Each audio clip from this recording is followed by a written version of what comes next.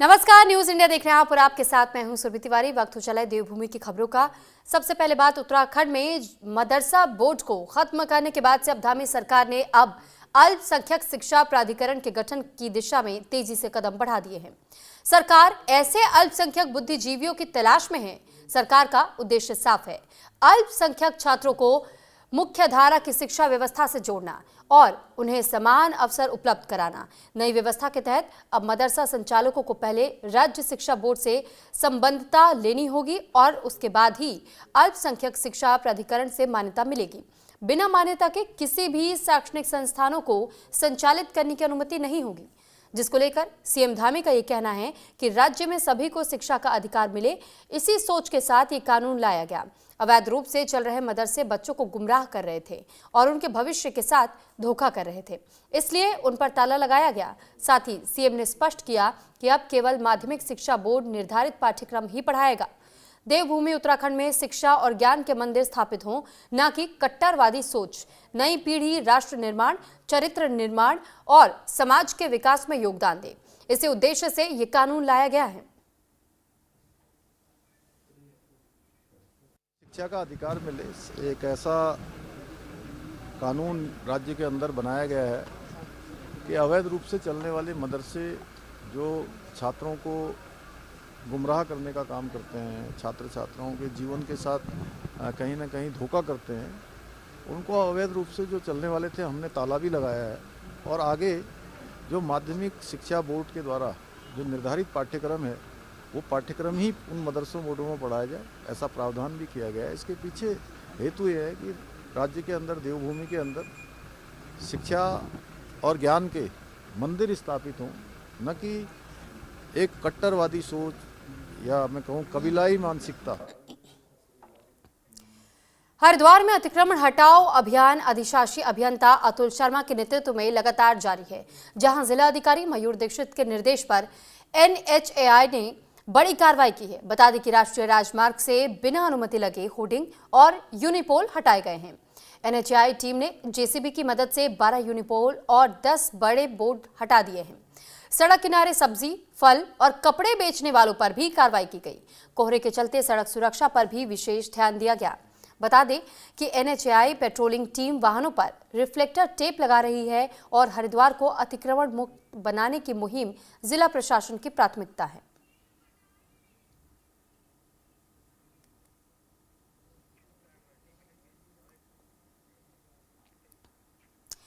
रुद्रपुर में आयोजित अटल स्मृति कार्यक्रम उस वक्त विवादों में घिर गया जब बीजेपी के वरिष्ठ नेता शाह खान राजशाही को बैठने के लिए कुर्सी तक नसीब नहीं हुई।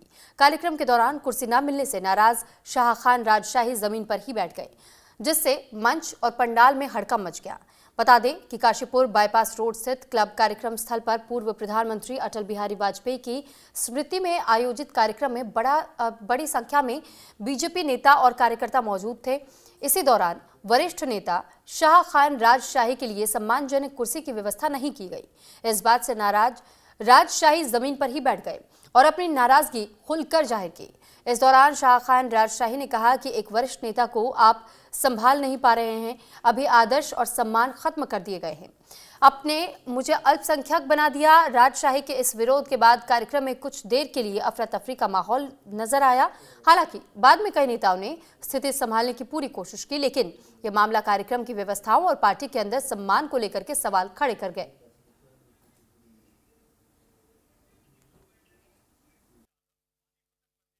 मान सम्मान तो उस रब के हवाले है।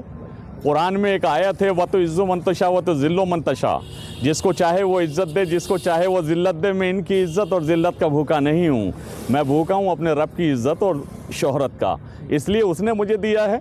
आप जैसे भाई हैं, शहर में बहुत सारे लोग हैं, आसपास मेरा पूरा भारत मेरा अपना है, सबसे दिली मोहब्बत और दिल से रिश्ते जुड़े हुए हैं। ये मतलब के रिश्ते, सियासत किसी की हमदर्द नहीं होती, राजनीति में कोई किसी का पैरोकार नहीं होता और सियासत में कोई वफादार नहीं होता। मैं ये सुना करता था, लेकिन आज मैंने ये देखा है कि वाकई सियासत एहसान फरामोश होती है। तो वहीं रुड़की के ग्राम गधौरौना में जन जन की सरकार कार्यक्रम के तहत जन सुनवाई आयोजित की गई, जहां एडीएम जयराम चौहान ने ग्रामीणों की शिकायतें गंभीरता से सुनी और कई मामलों का मौके पर ही समाधान कराया। बता दें कि जन सुनवाई में विद्युत बिल, राशन कार्ड, भूमि विवाद और राजस्व से जुड़ी लगभग 120 शिकायतें दर्ज हुई। ज्यादातर शिकायतों का समाधान संबंधित विभागों के अधिकारियों के साथ समन्वय कर किया जा रहा है। वहीं एडीएम ने बताया है कि नालों की सफाई और स्वच्छता से जुड़ी शिकायतों के लिए विशेष अभियान चलाया जाएगा और बीडीओ ग्रामीणों के सहयोग से नियमित सफाई सुनिश्चित करेंगे। प्रशासन ने आश्वासन दिया कि शिकायतों का प्राथमिकता के आधार पर निस्तारण किया जाएगा।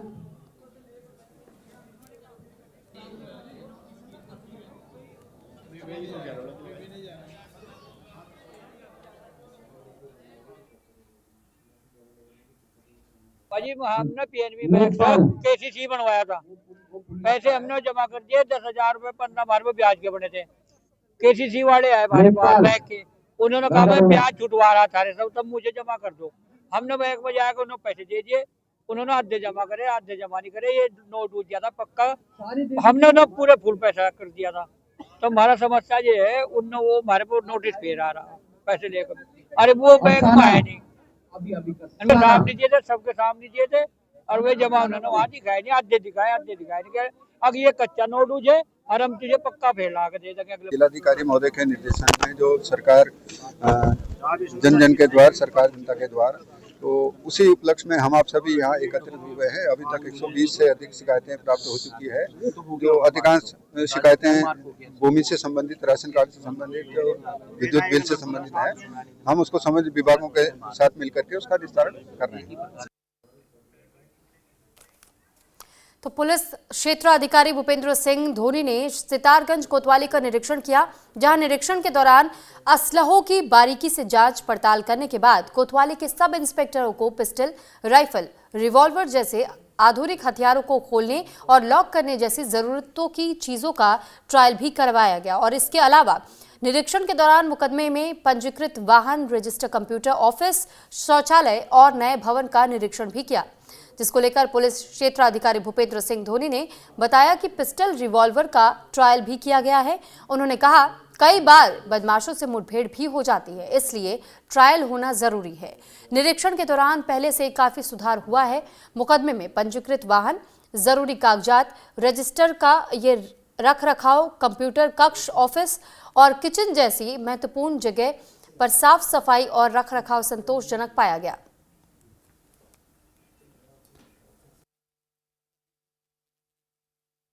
ये एक रूटीन का अर्धवार्षिक निरीक्षण होता है। उसी क्रम में आज कोतवाली का निरीक्षण किया गया। कैंपस की साफ सफाई अच्छी है और डिस्प्ले सब अच्छा है। असले देखे गए और सब इंस्पेक्टरों को चूँकि पिस्टल और रिवॉल्वर से काम करना होता है, तो कई बार परिस्थितियाँ ऐसी होती हैं कि बदमाशों से मुठभेड़ की स्थिति आ जाती है। हालांकि उत्तराखंड में कम चलन है, लेकिन यहाँ भी कुछ 4 जिले जो बड़े हैं वहाँ ऐसा हो जाता है।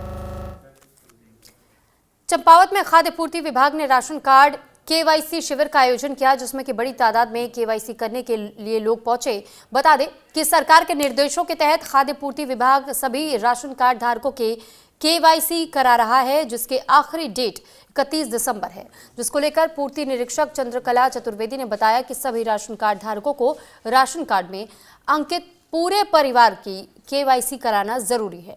उन्होंने ये भी बताया कि राशन कार्ड की केवाईसी ना होने पर राशन का वितरण रोक दिया जाएगा।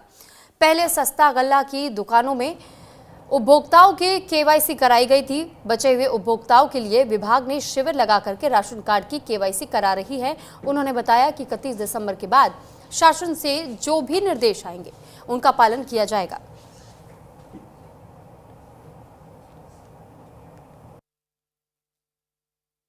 शासन द्वारा केवाईसी के लिए 31 दिसंबर लास्ट डेट निर्धारित की गई है। अभी तक जो केवाईसी थी सस्ता गल्ला विक्रेताओं के माध्यम से करवाई जा रही थी, तो जनता की सुविधा के लिए हमने आज 30 दिसंबर और 31 दिसंबर 2 दिन नगर पालिका में अपनी तरफ से शिविर लगाया है कि जो छूटे हुए लोग हैं, जो किसी वजह से नहीं जा पाए थे या दुकान में ज़्यादा भीड़ की वजह से नहीं हो पा रहा था। चंपावत जिले के लोहाघाट में एकमात्र आधार केंद्र पोस्ट ऑफिस में वर्तमान में चल रहा है। कई आधार केंद्रों में कार्य न होने से पूरे इलाके की भीड़ पोस्ट ऑफिस में संचालित आधार केंद्र में भीड़ उमड़ रही है, जिस कारण दूर दूर तक क्षेत्र से अपने आधार कार्ड बनवाने या फिर सही करने के लिए आने वाली जनता काफी परेशान है। लोग आधार कार्ड बनाने और गलतियां सुधारने के लिए कई दिनों से पोस्ट ऑफिस आधार केंद्र के चक्कर लगा रहे हैं। एकमात्र आधार केंद्र में ज्यादा भीड़ होने से सीमित लोगों का ही आधार कार्ड बन पा रहा है या गलतियां सुधारी जा पा रही हैं। फिलहाल मामले को लेकर लोगों में गहरी नाराजगी है। लोगों ने शासन प्रशासन से नगर में आधार केंद्रों की संख्या बढ़ाने और बंद पड़े आधार केंद्रों को संचालित करने की मांग की। वहीं मामले का जिला अधिकारी चंपावत मनीष कुमार ने संज्ञान लेते हुए कहा, जल्द कई आधार केंद्रों को शुरू किया जाएगा। इसके लिए संबंधित विभाग को वो निर्देशित भी कर रहे हैं।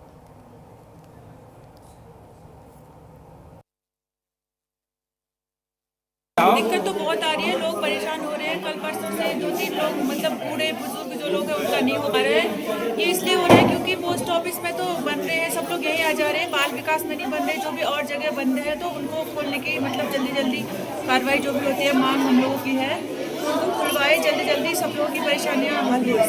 सर हम कल भी आए थे 10 बजे और हमको 11 बजे भेज दिया गया था कि तुम्हारा नहीं होगा करके, और आज हम 8 बजे आ गए थे। यहाँ गेट भी नहीं खुला था। आज हमारा मना कर दिया है ना निकलने के लिए और बोल रहे हैं कि तुम लोग वापस जाओ, मतलब नहीं होगा, अगर होगा तो बाद में देख लेंगे। असल में समाधान तो इसका है क्योंकि हमारे पास हमारे लोहाघाट में ही कई आधार सेंटर संचालित हैं, लेकिन वर्तमान में पता नहीं क्या कमी रही इसमें, इसके चलते यहाँ पर आधार सेंटर जो वर्तमान में देख रहे हैं हमारे लोहाघाट में केवल ये पोस्ट ऑफिस में संचालित है। इसकी वजह से क्योंकि ये बच्चों को जो है कई लोगों के आधार बनने हैं, बच्चे इस आजकल छुट्टियां हैं इसलिए इनकी संख्या ज़्यादा है। और लोगों को थोड़ा मुझे लगता है कि राशन का जो अपडेट का कई लोगों से मैंने भी वार्ता की, तो ये राशन के चक्कर में लोग कह रहे हैं कि 31 तारीख के बाद शायद फिंगर नहीं लगता है तो हमारा राशन वगैरह बंद हो जाएगा, इसलिए यहाँ पर ज़्यादा भीड़ है। और हम आग्रह करना चाहेंगे इस चैनल के माध्यम से, हमारे जो कुछ एक सेंटर अगर आधार के 2-3 सेंटर और चालू हो जाते हैं हमारे लोहाघाट क्षेत्र में, क्योंकि ये 3 विकास खंडों का मुख्यालय है। लोहाघाट क्षेत्र में एकमात्र आधार सेंटर जो है अभी लोहाघाट उपराखंड में संचालित है, जैसे कि लोगों की काफ़ी भीड़ यहाँ पर देखने को मिल रही है। लगभग अभी सुबह के टाइम पे 80 से 90 लोग यहाँ पर थे और हम लोग भी प्रयास कर रहे हैं कि अधिक से अधिक निपटा सकें, लेकिन इतना अधिक जो मास है उसके 2-4 सेंटर और अगर यहाँ पर प्रोवाइड करा दिए जाए क्षेत्र में तो जनता को काफ़ी राहत है। तो खटीमा के पूर्व सैनिक हरीश सिंह धामी ने अपनी संपत्ति के बंटवारे को लेकर के एसडीएम तुषार सैनी से मदद की गुहार लगाई है, जहां उनका आरोप है कि उनके बड़े भाई ने उनकी जमीन और मकान पर कब्जा कर लिया है। पूर्व सैनिक ने बताया कि उनके पिता ने उनकी माता की मौत के बाद संपत्ति का बंटवारा नहीं किया था। अब उनके बड़े भाई ने उनकी जमीन जोत दी है और जिसकी शिकायत उन्होंने पुलिस में भी की, लेकिन कोई कार्रवाई नहीं हुई, जिसको लेकर उन्होंने एसडीएम खटीमा को ज्ञापन देते हुए जल्द कार्रवाई करने की मांग की। इस दौरान एसडीएम तुषार सैनी ने बताया कि हमने विवादित दोनों पार्टियों को बुलाया है और हमारी कोशिश रहेगी कि जल्द ही उनका मामला बातचीत कर निपट जाए। पिताजी की पूरी संपत्ति जो है हड़प ली है, जो है वो देने के लिए इनकार कर रहा है। मैं एक भूतपूर्व सैनिक 31 साल सर्विस करके घर आया हूँ, मेरी पूरी पेंशन के पैसे भी उसी में लगे हुए हैं जो पिताजी को भेजता रहा और उन्होंने जोड़ी, जिसमें 16 बीघा ज़मीन है अभी और 3 बीघा ज़मीन अलग है। 3 मकान बना रखे हैं, 3 जगह, 2 जगह खुद ले रखा है। एक 25x40 में मैं रह रहा हूँ और बाकी 25x50 में वो रह रहा है और बड़े मकान में और घर में गौशाला सब कुछ उसने हड़प लिया है। तो इसको लेकर एसडीएम से शिकायत की है आपने? मैंने आज एसडीएम साहब को दिया है कि इसके घर जाता हूं तो मेरे को मारने की धमकी देते हैं, तो इसलिए आज मैंने जो है एसडीएम साहब को दिया हुआ है कि इसमें मेरी मदद की जाए। भाइयों के बीच का मैटर है जिसमें ज़मीन का बंटवारा जो है वो प्रॉपर तरीके से नहीं हुआ है। उनका कहना है कि छोटे भाई को जो ज़मीन नहीं दी जा रही है, तो इसमें हमने दोनों जो पार्टीज हैं उनको बुलाया है और प्रयास रहेगा कि दोनों को जो है वो आपसी बातचीत से इस मैटर को सोल्व किया जाए। तो वहीं उत्तराखंड वन विभाग को सुरक्षा का नया मजबूत कवच मिला है, जहां की वानिकी प्रशिक्षण केंद्र रामपुर मंडी में 43 महिला फॉरेस्ट गार्ड ने 6 महीने की कठिन ट्रेनिंग पूरी कर वन विभाग की मुख्यधारा में कदम रखा। पासिंग आउट परेड के साथ इन महिला जवानों को जंगलों की सुरक्षा और मानव वन्य जीव संघर्ष से निपटने की जिम्मेदारी सौंपी गई। कार्यक्रम में मुख्य अतिथि के रूप में डीएफओ चक्राता वैभव कुमार मौजूद रहे, जबकि एसडीओ ट्यूनी विभू सहित कई वरिष्ठ अधिकारी भी शामिल हुए। इस दौरान उत्कृष्ट प्रदर्शन करने वाली महिला फॉरेस्ट गार्ड को सम्मानित भी किया गया। अब ये प्रशिक्षित महिला फॉरेस्ट गार्ड प्रदेश के अलग अलग इलाकों में जंगलों की सुरक्षा करती नजर आएंगी।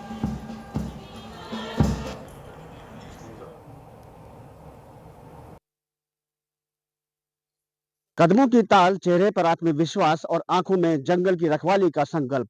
रामपुर मंडी स्थित वानिकी प्रशिक्षण केंद्र में आज 43 महिला फॉरेस्ट गार्ड ने पासिंग आउट परेड के जरिए अपनी नई पहचान बनाई। 6 महीने की कठिन ट्रेनिंग के बाद इन महिला जवानों ने साबित किया कि अब जंगलों की सुरक्षा सिर्फ जिम्मेदारी नहीं बल्कि एक मिशन भी है। परेड में मौजूद डीएफओ चक्राता वैभव कुमार ने महिला फॉरेस्ट गार्ड के जज्बे की सराहना की। अब ये महिला फॉरेस्ट गार्ड उत्तराखंड के जंगलों में सुरक्षा की नई मिसाल कायम करेंगी। विकास नगर से मित्र रावत, न्यूज इंडिया। देखिए, आज ये बड़ा खुशी का दिन है कि हमारा जो महिला वन आरक्षियों का 110वां बैच था, आज उसकी पासिंग आउट परेड और कॉन्वोकेशन का कार्यक्रम है। इस बैच में हमारे 43 महिला वन आरक्षियों द्वारा जो प्रदेश के विभिन्न वन प्रभागों से आई हुई थी, उनके द्वारा प्रतिभाग किया गया और इनके 6 महीने के प्रशिक्षण कार्यक्रम में वन और वन्य जीवों से संबंधित विभिन्न विषयों पर इनको जो है प्रशिक्षण दिया गया। साथ ही साथ फील्ड ट्रैक्स वगैरह भी कराए गए। तो निश्चित ही ये रामपुर मंडी ट्रेनिंग इंस्टीट्यूट के लिए एक आज और उनके जो हमारे वन आरक्षी हैं उनके अभिभावकों के लिए और हम सभी के लिए जो है आज एक खुशी का दिन है। तो नए साल के जश्न के दौरान सड़क दुर्घटनाओं की आशंका को देखते हुए देहरादून के दून अस्पताल ने पूरी तैयारी कर ली है। 31 दिसंबर और 1 जनवरी को शराब पीकर वाहन चलाने, तेज रफ्तार और लापरवाही के कारण सड़क हादसे बढ़ जाते हैं। वहीं घटना कोहरा भी इन दिनों दुर्घटनाओं का कारण बन रहा है और संभावनाओं को और ज्यादा बढ़ा देता है। ऐसे में अस्पताल प्रशासन ने इमरजेंसी सेवाओं को पूरी तरीके से अलर्ट मोड पर रखा है। इमरजेंसी विभाग के साथ साथ ऑर्थोपेडिक विभाग में विशेष इंतजाम किए गए हैं, क्योंकि सड़क हादसों में हड्डी से जुड़ी चोटों के मामले सबसे ज्यादा सामने आते हैं। डॉक्टरों की विशेष रोस्टर ड्यूटी लगाई गई है और जरूरत पड़ने पर ऑर्थो स्पेशलिस्ट और पैरामेडिकल स्टाफ की संख्या बढ़ाई जाएगी। स्वास्थ्य विभाग की ओर से जारी एसओपी के तहत मरीजों को तुरंत इलाज उपलब्ध कराने के निर्देश दिए गए हैं।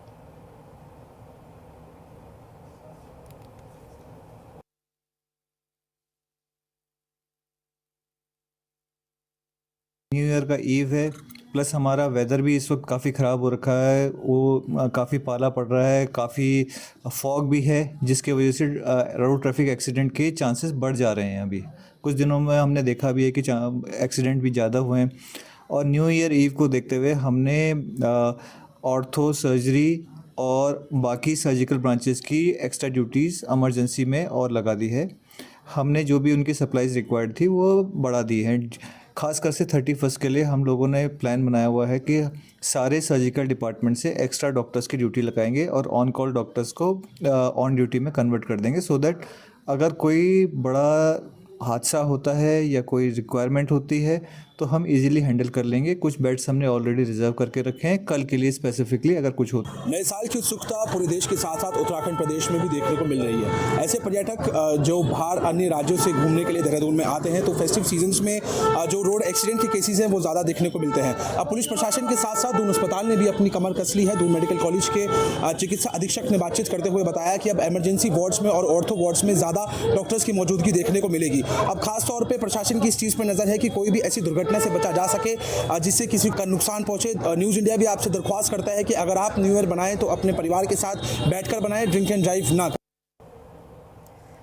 हरिद्वार में सड़क सुरक्षा को लेकर के परिवहन विभाग ने बड़ी कार्रवाई की है, जहां ARTO यानी प्रवर्तन नेहा झा के नेतृत्व में हरिद्वार नजीबाबाद राष्ट्रीय राजमार्ग और सिडकुल क्षेत्र में ओवरलोड और अनफिट वाहनों के खिलाफ सघन जांच अभियान चलाया गया, जिसमें दर्जनों वाहन पकड़े गए और लाखों का जुर्माना वसूला गया।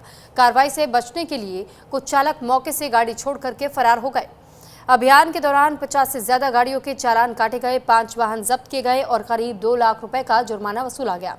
सड़क सुरक्षा को बढ़ाने के लिए वाहनों पर रिफ्लेक्टिव टेप भी लगाए गए ताकि रात्रि में विजिबिलिटी बढ़े और दुर्घटनाओं में कमी आए। वहीं हरिद्वार पुलिस और परिवहन विभाग ने साफ किया है कि भविष्य में भी ऐसे संयुक्त सघन अभियान जारी रहेंगे। वाहन चालकों से अपील है कि नियमों का पालन करें और सड़क सुरक्षा के प्रशासन का सहयोग दें।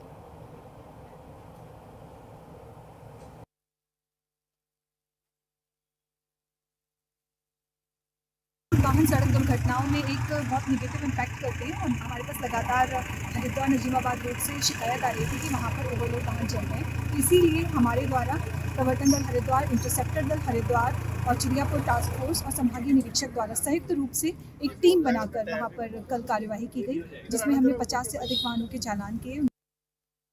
जिलाधिकारी महोदय के निर्देशों एवं संभागीय परिवहन अधिकारी महोदय के निर्देशों के क्रम में प्रशासन, ART प्रशासन और प्रवर्तन के साथ जॉइंट चेकिंग के लिए निर्देशित किया गया था।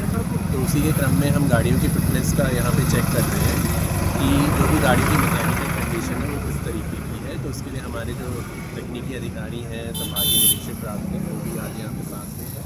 तो ये हम तीनों अधिकारी यहाँ पे मिलकर ये संयुक्त रूप से उधम सिंह नगर के जिला मुख्यालय रुद्रपुर से एक दर्दनाक खबर सामने आई है, जहां 3 पानी के पास बगिया से सटे एक मकान में अचानक से भीषण आग लग गई।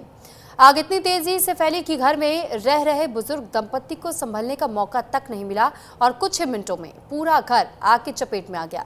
सूचना मिलते ही फायर ब्रिगेड की गाड़ियां मौके पर पहुंची और कड़ी मशक्कत के बाद आग पर काबू पा लिया गया, लेकिन तब तक बुजुर्ग दंपत्ति का सारा सामान जलकर राख हो चुका था। साथ ही इसी दर्दनाक हादसे में एक बुजुर्ग की मौके पर ही मौत हो गई, जिससे कि पूरे इलाके में अफरा तफरी और हड़कंप मच गया। फिलहाल आग लगने के कारणों का पता नहीं चल सका है। पुलिस ने शव को कब्जे में लेकर पोस्टमार्टम के लिए भेज दिया है और मामले की जाँच शुरू कर दी गई है।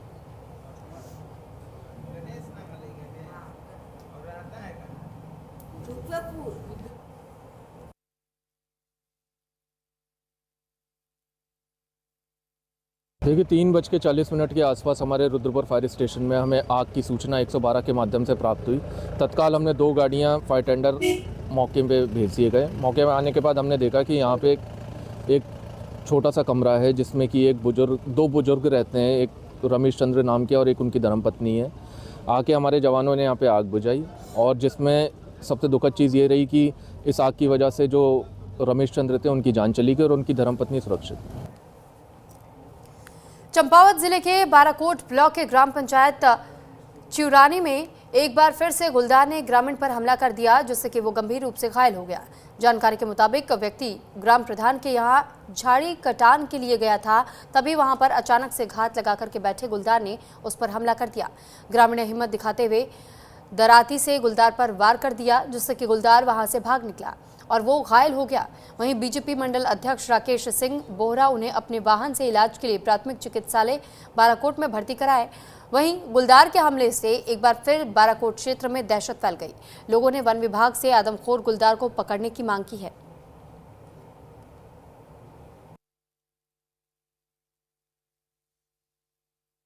कुल्हाड़ी से ऐसे हमारा वो नीचे खेत में उल्टा हो गया। कितने बजे की बात है? ये हुआ 12:30। काम में गए थे आप? काम में गया था झाड़ी काटने को। झाड़ी काटने के लिए? हाँ। अच्छा, मतलब तुम्हें पता नहीं चला कि कहाँ से आया करके? नीचे से आया, नीचे से आया, झाड़ी थी वहाँ। मैं बैठा था तो खड़ा होके मैंने ऐसे छटका दिया। कितना बड़ा था? बड़ा है, जो ही बाघ देव को खाया वही वाला है। और इसी के साथ फिलहाल इस बुलेटिन में इतना ही। नमस्कार।